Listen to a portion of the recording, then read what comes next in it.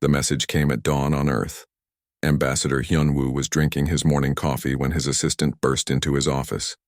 The young man's face was pale, his hands shaking as he held the communication device. "Sir, we have urgent news from Kepler 442b, the assistant said. His voice cracked on the last word. Hyunwoo set down his cup. Something cold settled in his stomach. Kepler 442b was where his sister So-young lived with her husband and 2 children. The colony there was called New Seoul, home to 3 million humans who had traveled across the galaxy to build a new life. "What happened?" Hyunwoo asked, though he already feared the answer. "The colony is gone, sir. Completely destroyed." The words hit Hyunwoo like a physical blow. He gripped the edge of his desk to steady himself. "Gone? What do you mean gone?" "The Vorthak Empire attacked without warning. There are no survivors." Hyunwoo stared at the young man. The assistant's words seemed to echo in the room, but they made no sense. The Vorthak were a military species, yes, but they had never attacked human colonies before. There had been border disputes, trade disagreements, but nothing like this. "Show me," Hyunwoo whispered.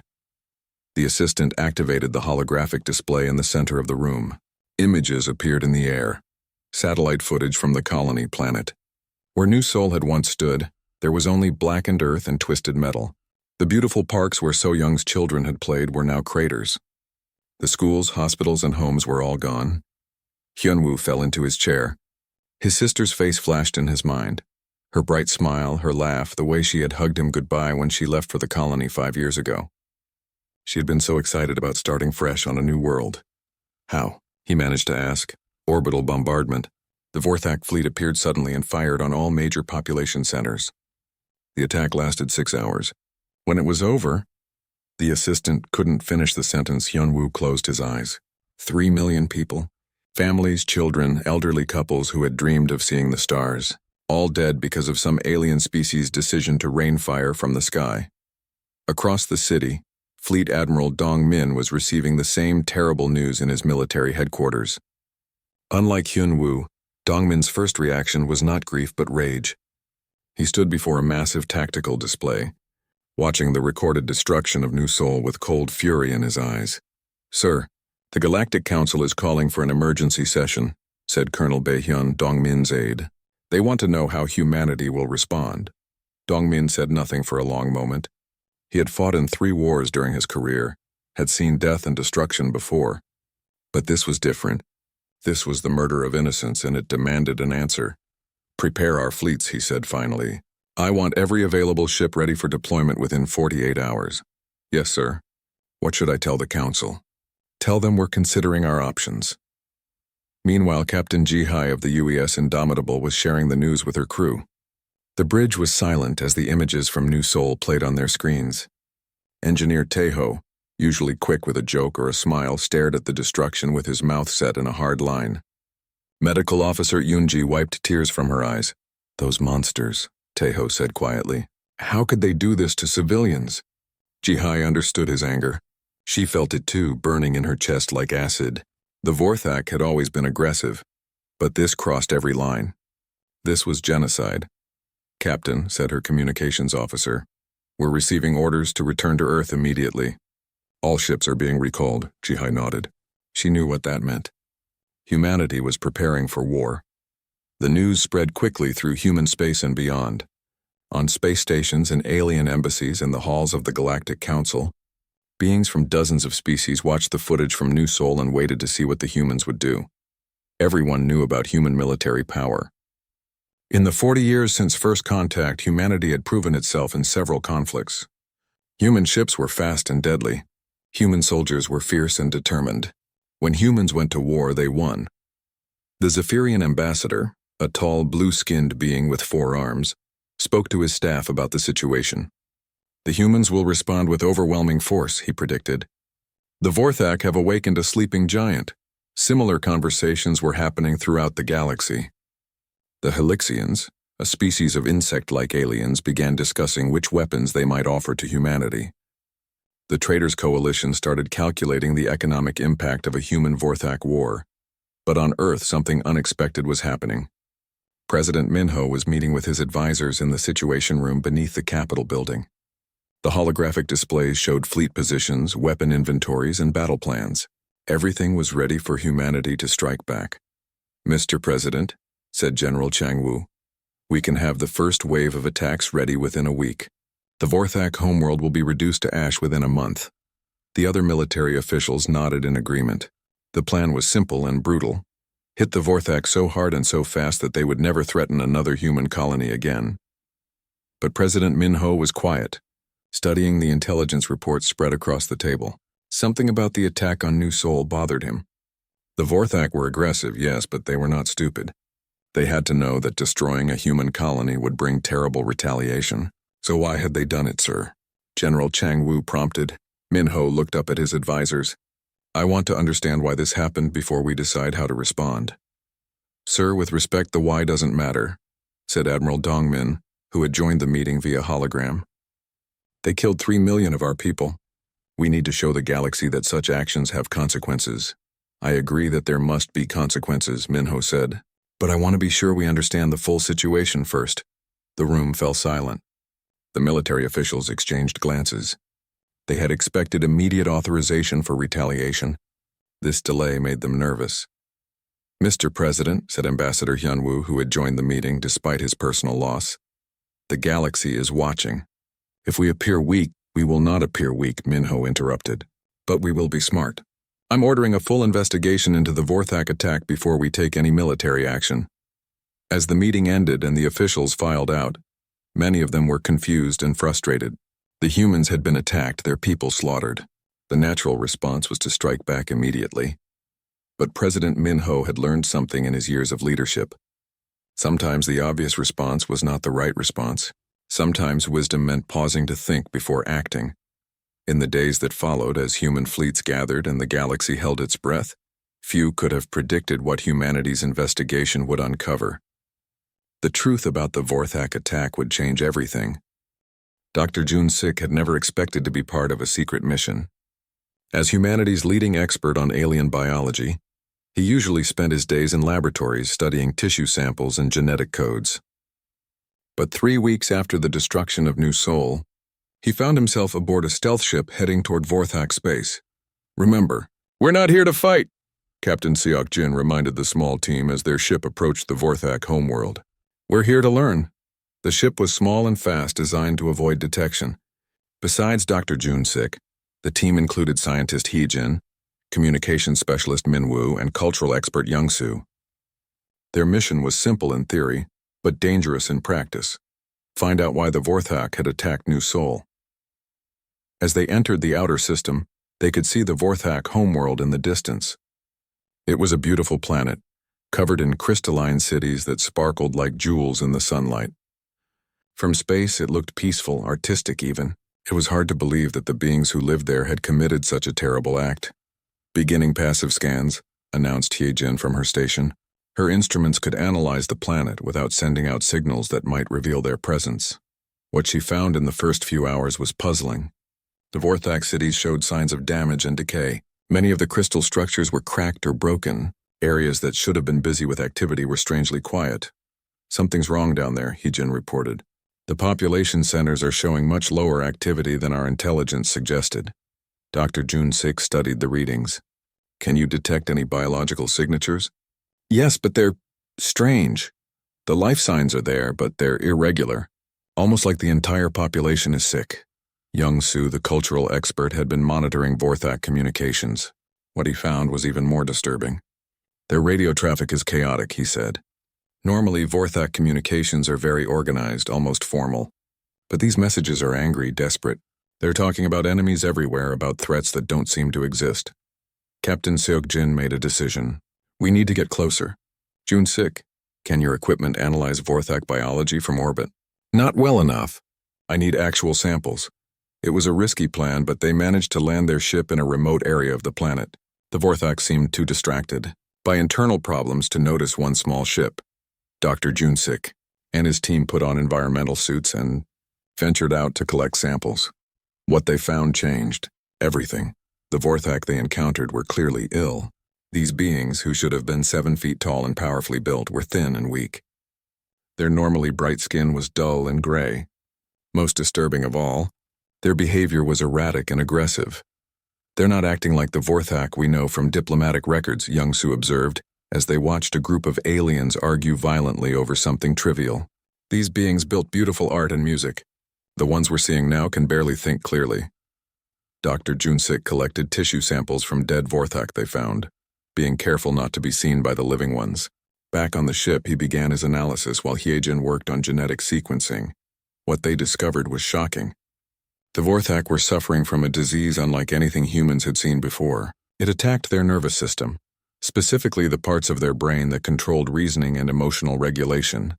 It's like a plague, Dr. Junsik explained to the team, but it doesn't kill them quickly.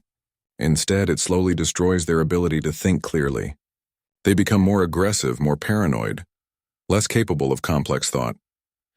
Hyejin's genetic analysis supported this theory.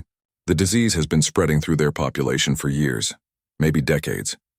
Based on the mutation patterns, I'd say they're in the advanced stages of infection. Young-Soo connected this to what he had observed of their culture. This explains the deterioration of their society. The Vorthak used to be known for their art and philosophy, but recent intelligence reports show they've become increasingly militaristic and irrational. The implications were staggering. The attack on New Seoul wasn't the action of a healthy, rational species. It was the desperate, confused strike of a dying civilization whose ability to think clearly had been destroyed by disease. "We need more information," Dr. Junsik said. "Can we contact any healthy Vorthak?"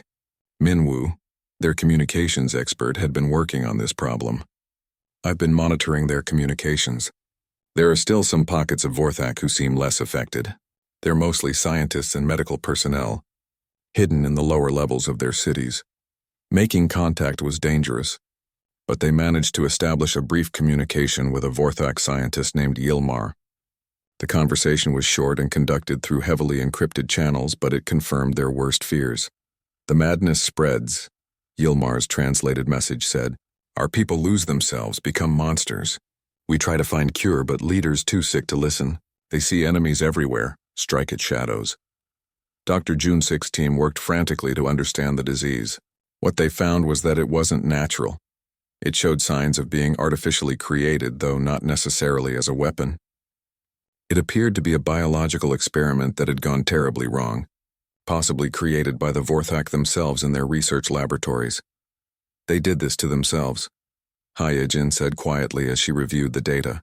"Probably by accident, but they created the very disease that's destroying them." The disease had another terrible characteristic. It made the infected believe that other species were somehow responsible for their suffering. The Vorthak who attacked New Seoul genuinely believed that humans were their enemies, even though humans had never done anything to harm them. "It's like the disease creates its own paranoia," Dr. Junsik explained. "The sicker they get, the more they believe that everyone else is plotting against them." As the team prepared to return to Earth with their findings, they intercepted more Vorthak communications. The military leaders, led by someone called War Prime Thekvor, were planning more attacks on human colonies. They believed that humans were preparing to invade Vorthak space and they wanted to strike first. "They're planning to hit the colony on Proxima 7 next," Minwoo reported. "They think it's a military staging ground, but it's just families and farmers." Captain Seokjin made an immediate decision to warn Earth, but he knew it might be too late. The Vorthak fleet was already moving, driven by a disease-induced paranoia that made them see threats everywhere. As their ship raced back toward human space, Dr. Junsik stared at his research data. He had the answer to why the Vorthak had attacked New Seoul, but it wasn't an answer that anyone would want to hear. The Vorthak weren't evil monsters who deserved destruction. They were victims of a terrible disease that had stolen their sanity and turned them into the very thing they had once opposed: mindless aggressors who struck out at innocent people. But the most important discovery was still to come. Dr. Junsik had found traces of something in the Vorthak genetic code that gave him hope. The disease was artificial, which meant it could potentially be cured. The question was whether humanity would choose to heal their attackers instead of destroying them. When their ship reached Earth, Dr. Junsik knew that his report would shock everyone who read it. The galaxy was preparing for a war of revenge. But what the Vorthak really needed was medicine, not missiles. The real test would be whether humanity could find the strength to help those who had hurt them so badly. It would be the hardest choice any species had ever been asked to make. The emergency session of the Galactic Council had never seen so many species gathered in one place.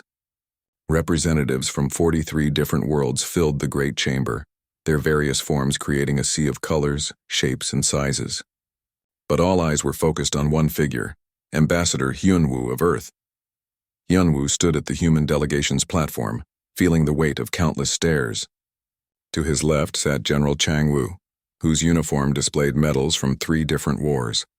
To his right was Admiral Dongmin, whose reputation for tactical brilliance was known throughout the galaxy. Behind them, military attaché Subin had prepared detailed reports of humanity's fleet strength. The session was being broadcast across known space. On thousands of worlds, billions of beings watched to see what the humans would do about the massacre at New Sol. Council Speaker Vashtel, a tall Zephyrian with blue skin and forearms, called the session to order. His voice carried easily through the vast chamber, enhanced by translation devices that converted his words into hundreds of languages. "We gathered today to address an act of unprecedented aggression," Vashtel announced. "The unprovoked destruction of the human colony New Sol by the Vorthak Empire. The floor recognizes Ambassador Hyunwoo of Earth." As Hyunwoo stood to speak, the chamber fell silent. Everyone expected him to announce humanity's plans for revenge. Some species had already offered their support for the coming war. "Honored delegates," Hyunwoo began, his voice steady despite the grief he still carried. "Humanity appreciates the support many of you have offered during this difficult time. The loss of 3 million innocent lives cannot be ignored or forgotten." Murmurs of agreement rippled through the assembly. Ambassador Kyungmin of the Traitor Coalition nodded approvingly. The Helixian representative, an insect-like being called Zix-14, made clicking sounds that translated as approval. "However," Hyunwoo continued, and the chamber tensed, "before we respond to this tragedy, we believe it is important to understand why it happened." The murmurs grew louder, more confused. One Shik, representing the defensive alliance, leaned forward with obvious concern. This wasn't what anyone had expected to hear. General Changwoo took the floor next. He activated a holographic display that showed the current positions of human fleets throughout the galaxy. The display was impressive. Humanity commanded over 200 warships, including 30 of the massive Dreadnought-class vessels that had ended the Helix War just 5 years earlier. Earth's military forces are prepared for any response deemed necessary, Changwoo said formally. Our fleets can be deployed within days, and our strategic capabilities are more than sufficient to neutralize any threat to human colonies. The display shifted to show 3 different battle plans. The first showed a direct assault on the Vorthak homeworld. The second outlined a campaign to capture all Vorthak military installations. The third was labeled simply Total Victory and involved the complete destruction of Vorthak civilization. The non-human delegates studied these plans with a mixture of admiration and fear. Human military doctrine was known for its efficiency and brutality. When humans went to war, they didn't stop until their enemies were completely defeated. Admiral Dongmin added his own assessment. The Vorthak military poses no significant threat to our forces. Their ships are outdated, their tactics predictable. A full campaign would last no more than 6 standard months. But then something unexpected happened. President Minho, appearing via hologram from Earth, stepped forward to address the council. "While Earth's military stands ready," Minho said, "we have decided to pursue a different path." The chamber erupted in confused chatter. Representatives turned to each other, trying to understand what the human leader meant. Several delegates activated their translation devices, wondering if there had been an error. Vashtel called for order. "President Minho, please clarify your statement." "We choose understanding over vengeance," Minho said clearly. "We choose investigation over immediate retaliation." The reaction was immediate and dramatic. Ambassador Kyungmin stood up in protest. "With respect, President Minho, this shows dangerous weakness. If you don't respond to such aggression, other species may see humans as easy targets." The Helixian representatives' clicking became rapid and agitated. Through the translators, their words came out as, "Incomprehensible decision. Vorthak must face consequences for actions." One Shik's concern was even more direct. "The defensive alliance has always counted on human military strength to maintain galactic peace. If you appear weak now, it could destabilize everything we've built."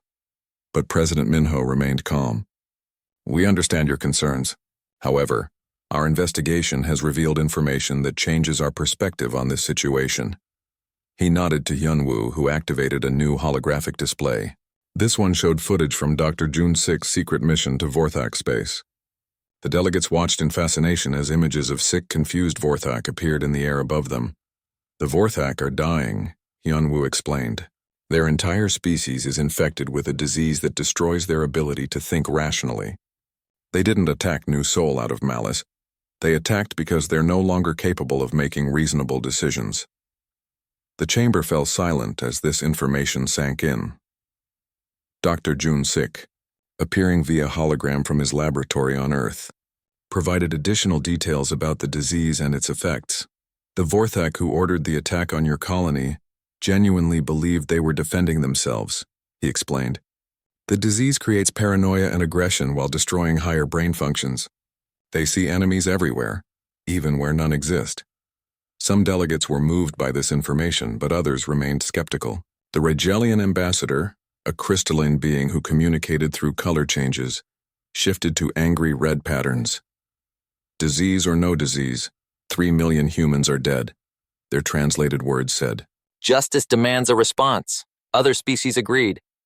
The Centaurian delegate, whose people had suffered from Vorthak raids in the past, was particularly vocal. "You would let mass murder go unpunished because the killers are sick?" Hyunwoo felt the weight of their criticism. Part of him agreed with them. His sister So Young was still dead, along with millions of others. The rational part of his mind understood that the Vorthak couldn't be held fully responsible for actions taken while they were mentally ill. But his heart still burned with grief and anger. President Minho addressed these concerns directly. "We are not letting anything go unpunished. But we believe the appropriate response is to heal the disease, not destroy the patient." The announcement that followed shocked the galaxy, even more than the decision to delay military action. Earth's medical and scientific resources are being mobilized to develop a cure for the Vorthak plague, Minho announced. "We will offer this cure freely to any Vorthak who wants it." The chamber erupted in chaos. Half the delegates seemed stunned into silence while the others began arguing loudly. Several ambassadors demanded to speak at once.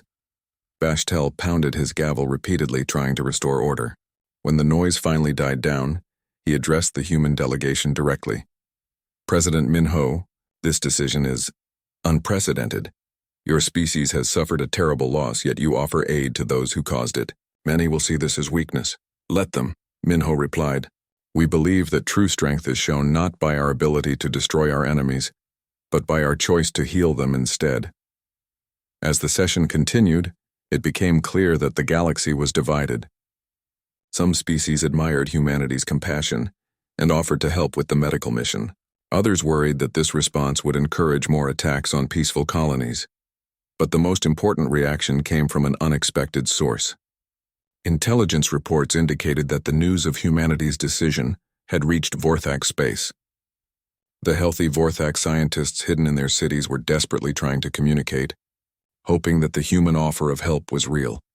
Meanwhile, the sick Vorthak military leaders were preparing for what they believed would be a massive human invasion.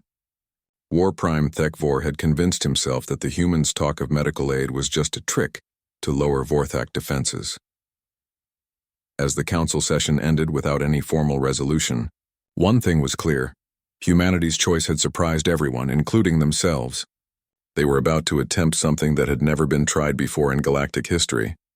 They were going to try to heal their enemies instead of destroying them. Whether this would be seen as humanity's greatest act of compassion or its greatest mistake remained to be seen. The hospital ship Compassion was unlike any vessel humanity had ever built. Converted from a massive cargo hauler in just 3 weeks, it now contained the most advanced medical laboratories in human space. Dr. Jun-sik stood in the main research bay, watching his team work around the clock to develop a cure for the Vorthak plague. "How long until we have a working treatment?" asked Medical Officer Yoon-ji as she reviewed the latest test results. Dr. Jun-sik rubbed his tired eyes. His team had been working 18-hour days since returning from Vorthak space. "The basic treatment is ready for testing. Medical researcher Insu thinks we can begin small-scale trials within days." Across the lab, geneticist Ah Young was working on a delivery system that wouldn't trigger the Vorthak immune response. It was delicate work. The cure had to be strong enough to fight the disease, but gentle enough not to harm an already weakened body. The problem is getting close enough to administer it, Ah Young said. The diseased Vorthak are extremely aggressive toward any non-Vorthak life forms. They'll attack us on sight. This was the challenge that Captain Ji-Hai faced as she prepared her convoy for departure. The UES Indomitable would lead a fleet of medical ships into Vorthak space, but they would be entering hostile territory where every encounter could turn into a battle. All ships. This is Indomitable, Ji-Hai broadcast to her fleet. Remember, we're not going there to fight. Our weapons are for defense only. Our mission is to heal, not harm. Engineer Tae-ho finished modifying the ship's external displays. Instead of showing human military symbols, the ships now broadcast medical symbols in every known language, including Vorthak. Huge red crosses and healing symbols covered the hulls of every vessel. Think they'll understand what we're trying to do? Tae-ho asked as he watched the symbols light up. We're about to find out, Ji-Hai replied. The convoy consisted of 12 ships. 3 hospital vessels like the Compassion, 5 escort ships for protection, and 4 cargo ships carrying medical supplies. It was the largest humanitarian mission in galactic history, heading toward a species that had just committed genocide against them. As they approached the border of Vorthak space, communications specialist So Jin began broadcasting a message that had been carefully crafted by linguist experts on Earth. She spoke in perfect Vorthak, her voice carrying across space to any ship that might be listening. Attention, Vorthak vessels. This is the Earth Medical Fleet. We come not as conquerors but as healers. Your people are sick and we have medicine. We offer this freely with no conditions because healing is right. The response came faster than expected. Long-range sensors detected a Vorthak fleet moving to intercept them. 27 warships bristling with weapons racing toward the human convoy. Sir, they're not responding to our communications, So Jin reported. And their weapons are charging. Captain Ji-Hee felt her stomach tighten. She had fought in battles before, but this was different. If they fired back at the Vorthak ships, they would be destroying the very people they had come to save. All ships maintain defensive posture only, she ordered. Do not return fire unless absolutely necessary for survival. The Vorthak fleet was commanded by War Prime Thekvor, whose mind had been twisted by years of disease. He stared at the approaching human ships through eyes that could no longer see clearly. The plague had convinced him that these vessels were the advance force of a massive human invasion. The humans come with lies and tricks, he growled to his bridge crew. They speak of healing while planning our destruction. All ships prepare to attack. But something strange happened as the two fleets drew closer. Some of the Vorthak ship commanders were less affected by the disease than others. When they saw the medical symbols on the human ships and heard So Jin's repeated broadcasts, they hesitated. Commander Vel Shan, leading a squadron of frigates, found himself confused by what he was seeing. The human ships looked like hospital vessels, not warships. Their broadcast messages spoke of medicine, not conquest. War Prime, he transmitted to Thekvor. These ships appear to be medical vessels. Should we verify their intentions before attacking? Thekvor's diseased mind interpreted this reasonable question as treachery. You have been infected by human lies, he screamed over the communication channel. All ships fire at will. The battle that followed was unlike anything in military history. The Vorthak ships opened fire with everything they had, sending streams of plasma and missile volleys toward the human convoy. But the human ships did something unprecedented. They focused entirely on defense. Engineer Tae-ho worked frantically to keep the shields operational as energy blasts hammered the Indomitable. Shields at 60% and falling, he reported. Sir, recommend we return fire, urged Tactical Officer Wu Jin. We can't take much more of this. But Captain Ji-Hai held firm. Maintain defensive posture. Continue broadcasting our medical intentions. Medical Officer Yoon-ji was treating injured crew members when she made a crucial suggestion. Captain, what if we broadcast images of the Vorthak disease research? Show them we really do understand their condition. So Jin immediately began transmitting Dr. Jun-sik's research data, including images of healthy Vorthak brain scans compared to diseased ones. The broadcast showed exactly how the plague was destroying Vorthak minds and offered detailed plans for treatment. The effect was dramatic. Commander Velshan and several other Vorthak officers saw the medical data and realized that the humans really did understand their people's condition. For the first time in years, they had hope that the madness might end. "War Prime, you must see this data," Velshan transmitted. "The humans have found the cause of our suffering. They offer a cure." But HFY was beyond reasoning. The disease had progressed too far in his brain. He interpreted the medical data as proof that humans had created the plague in the first place. "They show us their weapon," he raged. "This proves they are our enemy." The battle continued, but now some Vorthak ships stopped firing while others kept attacking.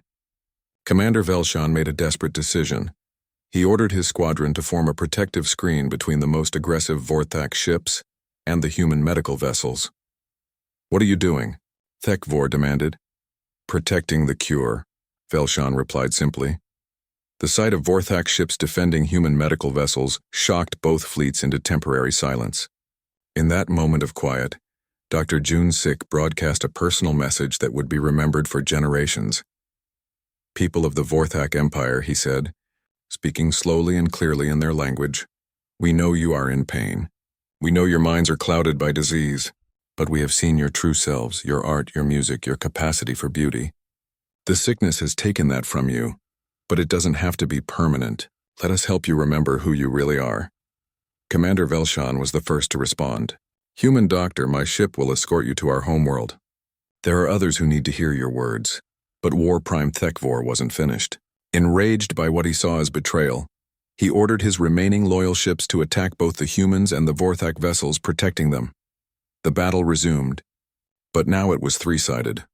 Diseased Vorthak attacking everyone, healthy Vorthak protecting the humans, and humans defending themselves while trying to help both groups. Engineer Taeho managed to keep the shields operational, while Medical Officer Yoon-ji prepared the first doses of the cure. If they could reach the Vorthak homeworld, they might be able to start treatment immediately. "Captain," Sojin reported, "we're receiving communications from the planet's surface. There are healthy Vorthak down there requesting permission to land." Captain Ji-hai made a decision that would change galactic history. "Signal all ships. We're going to the surface, with or without permission from their military." As the human medical convoy descended toward the Vorthak homeworld, protected by the ships of Commander Velshan and pursued by the remaining forces of War Prime HFY, everyone involved knew they were witnessing something unprecedented. For the first time in known history, one species was risking everything to heal another species that had attacked them. The outcome would determine not just the fate of the Vorthak, but the future of civilization itself. The first human medical team to set foot on the Vorthak homeworld was led by Dr. Yoon-ji. She stepped out of the landing shuttle onto crystalline ground that sparkled like diamonds, but her attention was focused on the Vorthak beings waiting for them. These were the healthy ones, scientists and medical workers who had somehow resisted the worst effects of the plague. Science tender Yilmar approached slowly, moving with the careful grace that healthy Vorthak possessed.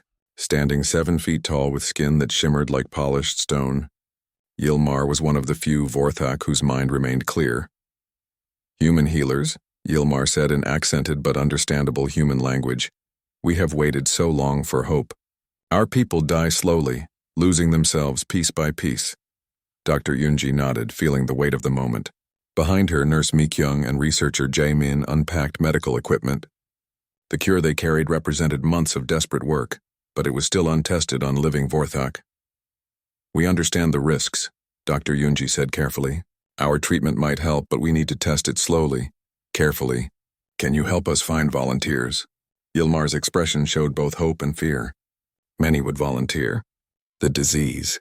It takes everything from us. Our art, our music, our ability to love. We become monsters that our ancestors would not recognize.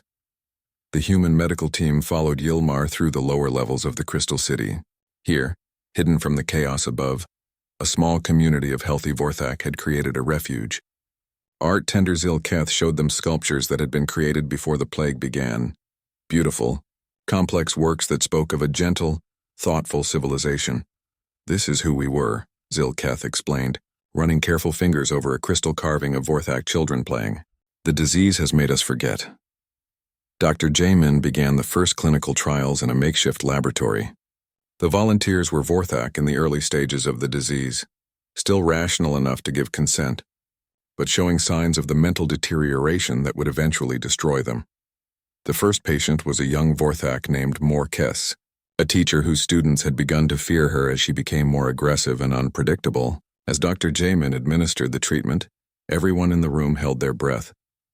"How do you feel?" Dr. Yunji asked after an hour had passed. Morkes blinked slowly, then looked around the room with eyes that seemed clearer than before. The anger is less," she said softly. "I can think again." It was a small beginning, but it was hope. Word spread quickly through the healthy Vorthak community, and soon there was a line of volunteers waiting for treatment. Meanwhile, on the surface, the situation remained dangerous. War Prime HFY had established a blockade around the human landing sites, determined to prevent what he saw as an invasion. His ships fired on anything that moved, including Vorthak civilians trying to reach the human medical teams. Communications specialist So-Jin worked with cultural expert Young-Soo to establish contact with other Vorthak communities. They discovered that the planet was essentially divided into 3 groups: the diseased military forces loyal to HFY, the healthy Vorthak hiding in underground refuges, and a large population of civilians in various stages of infection. "The civilians are the key," Young-Soo explained to Captain Ji-hai. "If we can treat them, show them that we're really here to help, they might be able to influence the military." But reaching the civilian population meant venturing into the upper levels of the cities, where diseased Vorthak roamed in confused, aggressive groups. Captain Ho-seok organized security teams to protect the medical workers. But their orders were clear: defend if necessary, but never attack first. The breakthrough came when Elder Morgaine, one of the planet's spiritual leaders, agreed to undergo treatment. Morgaine had been infected for several years and had become increasingly paranoid and hostile. But unlike War Prime HFY, enough of his original personality remained to recognize that the humans might be telling the truth. Dr. Hee-jin personally administered the treatment to Morgaine in a ceremony, attended by dozens of Vorthak observers. The cure worked slowly, taking several days to show full effects, but the change was remarkable. As the fog of disease lifted from his mind, Morgaine began to remember who he had been before the plague. He wept as he recalled the things he had said and done while his mind was clouded. The guilt was overwhelming, but so was the relief. "I remember my grandchildren," he whispered to Dr. Yunji. "I had forgotten their names. The disease, it stole even love from us." Elder Morgaine's recovery had a powerful effect on the Vorthak population. Here was proof that the human cure really worked, that the madness could be reversed. Civilians began approaching the human medical sites, begging for treatment. But as news of the successful treatment spread, War Prime HFY became even more dangerous. In his diseased mind, the fact that some Vorthak were being changed by human medicine proved that it was a form of mind control. "They poison our people with false hope," he broadcast to his remaining forces. "We must destroy the humans before they destroy us." The situation reached a crisis point when HFY ordered a direct assault on the main human medical facility. His ships began bombing the Crystal City from orbit, caring nothing for the Vorthak civilians below. Commander Velshan, whose ships had been protecting the humans, made a desperate plea to his former commander. "War Prime, you are killing our own people. The humans have healed Elder Morgaine. They have given hope to our children. How can you attack those who would save us?" But HFY was beyond reasoning. The disease had progressed so far that he could no longer distinguish between reality and the paranoid fantasies it created. He ordered Velshan's ships destroyed along with the human vessels. The battle that followed was heartbreaking. Healthy Vorthak fought, diseased ones, while humans tried to evacuate civilians to safety. Dr. Yunji and her team worked frantically to treat as many patients as possible before they might be forced to retreat. It was Elder Morgaine who suggested the solution that would save everyone. "The War Prime must be treated," he said, "but he will never accept it willingly. We must find a way to cure him without his knowledge." Dr. Jamin developed an airborne version of the treatment, a modified version that could be delivered through the ventilation systems of Vorthak ships. It was risky and experimental, but it might be their only chance to reach HFY and his most loyal followers. Commander Velshan agreed to help, even though it meant essentially committing treason against his superior officer. The war prime I once knew would want to be saved from this madness, he said. I will help you save him from himself. The plan was complex and dangerous. Velshan's ships would get close enough to Thekvor's flagship to deliver the airborne treatment, while human ships provided cover. If it worked, the diseased Vorthak military leaders might recover enough to see the truth about the human mission. As the two fleets maneuvered for position, Dr. Yunji prepared the experimental treatment. In the cargo bay of the Indomitable, Engineer Tejo modified missile delivery systems to carry medicine instead of explosives. Ready to deploy medical warheads, he reported with a grim smile. Never thought I'd say those words. The battle for the soul of the Vorthak Empire was about to begin. Success would mean healing for an entire species. Failure would mean the end of both the Vorthak and humanity's greatest act of compassion. As Velshan's ships approached Thekvor's flagship, everyone involved knew they were attempting something that had never been tried before. Healing their enemies by force, for their own good and the good of the galaxy.